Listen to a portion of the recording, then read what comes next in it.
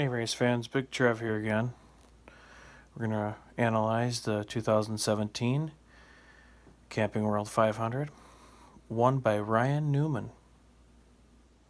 Congratulations to the 31 team and Richard Childress Racing. Ryan Newman, it's been a long time. Not sure exactly, but it's definitely a very long time since he's been to Victory Circle, so congratulations to him and his team. Couple things to note here. Stage 1 was won by Joey Logano. Stage 2 is Chase Elliott, and then Ryan Newman, green-white checkered restart. After rolling the dice and staying out, he held off everybody on fresh tires, so good for him. And it was definitely, there was some green flag runs. There's 8 cautions, but that does include the stage cautions, so I don't really count those 2. So it was technically, I would say, 6 cautions. 45 laps was eaten away under yellow, and the race length was a little over 3.5 hours. Now, I will say this. From what I'm seeing, the stage racing is making it more exciting, but it seems like to me that it's not getting to that exciting point until later on in the race, after there's a couple more cautions in that final stage. I really believe so far that this final stage in these last few weeks has just been too long. I know that they want to make it long enough where they have multiple pit stops, but at the same time, you want enough to where you're not going to have a predictable amount of pit stops. So I get where they're coming from, but there's just some things that could be improved on with that. I really do believe that that Chase Elliott he's coming on strong, and I believe that Ryan Blaney's coming on strong, and I really think that Kyle Larson too. He's getting hot too. So we're not having just one dominant car. We're not having just one dominant team. We're having multiple teams be dominant now, and that's what the sport needs. So that's my take on it all. But I'll tell you what, Ryan Newman, Luke Lambert rolling the dice.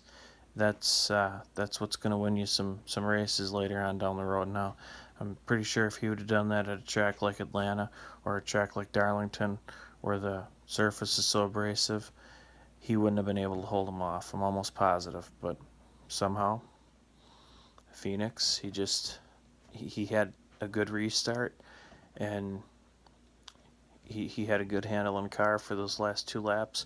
And by the way, it did go green-white checkered or overtime. I like calling it green-white checkered, so call me old school, but it still is a green-white checkered finish. So nonetheless, it was a very good finish. I will be skeptical. I really didn't think Newman could pull it off by staying out. I thought that he would be a sitting duck when he decided to not pit, but hey, someone's got to roll the dice every now and then. You can pick up a victory from it. That's more power to you. And hey, he gets championship points too, so that's a very good thing. So with that, couple notables for the race. It was just we had, like I said before, we had a little bit of green flag runs, and these 1.5 miles. I'm really, personally, as a fan, I'd like to see more exciting racing, other than restarts for the first 2 or 3 laps. Then everybody pretty much strings out and it's single file, and then you get a little bit of side by side, and then you got feuds like AJ Allmendinger. I mean, AJ Allmendinger was mad I believe he was mad at Stenhouse. I'm not totally sure. I don't want to throw him under the bus, but AJ Allmendinger was mad for like 26th position or something like that. Now, I will say, AJ is a good guy, a good racer. I like AJ. But the fact of it is that when you're that far in the field, you're that far down, don't be holding someone up, and don't be getting ticked off at 25th position. So that's something that, be ticked because you're running back there. Don't be ticked at the guy that's trying to hold you off. Rubbin's racing. So, speaking of that, we did not see retaliation from Kyle Busch. I had a feeling that was coming, but it really wasn't. I mean, we didn't have hardly anybody get into it at all, and like I said, besides AJ Allmendinger being pissed off, we really didn't have anybody that was mad. So with that, I mean, it was just one of those, again, kind of one of those boring races. However, Kevin Harvick didn't go out and dominate this one, but all of a sudden towards the end, I think he was running third before the final caution with about 3 laps to go, and from there, like I said, the other guys pitted, and I believe Newman stayed out with, I don't know if it was, I think it might have been Blaney that stayed out. I don't want to say, this is Wednesday night now, and it's a Wednesday after the race, and I kind of, I guess I should have reviewed the race a little bit more. My mistake, but had some issues with electricity that did not allow me to do this video sooner. So, we get power outages, and that stuff happens in the wonderful woods of northern Wisconsin. Gotta love it. So, anyway, beside that, I'd say, Phoenix, ever since they took out that curb and the grass there on the backstretch, those guys really go dive bombing down in there, and yeah, so Phoenix isn't what it used to be when I was a younger guy, and even these 1.5 miles now. Now we're going to Auto Club Speedway, which is a sister track of Michigan, and that's in Fontana, California.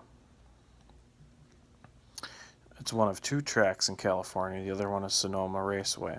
But looking ahead to Auto Club, I see Team Penske being strong there again. Now, Brad Keselowski is going to be without his crew chief this weekend for a penalty. I did not get the whole gist of that, but same with Kevin Harvick. He had a inspection penalty, and I believe Keselowski had a track bar problem or something. Something wasn't up to specifications, and so lost his crew chief for this weekend at Auto Club. Will that hurt him? I don't think so. I think Team Penske's pretty strong.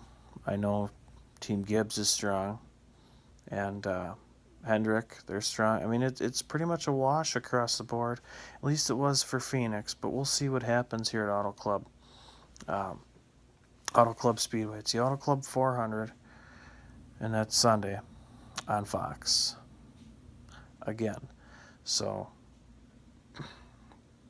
I believe Talladega's coming up soon. Martinsville's coming up soon. So we've got some good tracks that we're coming up to, and Talladega's always wild in the spring. It's always more wild in the spring at Talladega than it is in the fall. For whatever reason, I don't know. But so that's pretty much going to do it here for my analysis of the race at Phoenix, the Camping World 500. Not such a good race. I'm sorry. It's just my opinionated. I'm going to have to give it a 2 out of 5, and that's even being generous, because just the lack of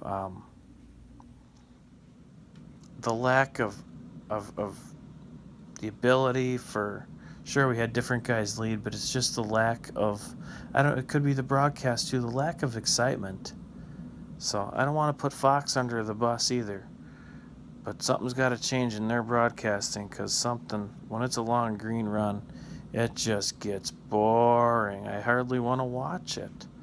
and I love NASCAR, so that says a lot. But again, next race, Auto Club Speedway, Fontana, California, this Sunday.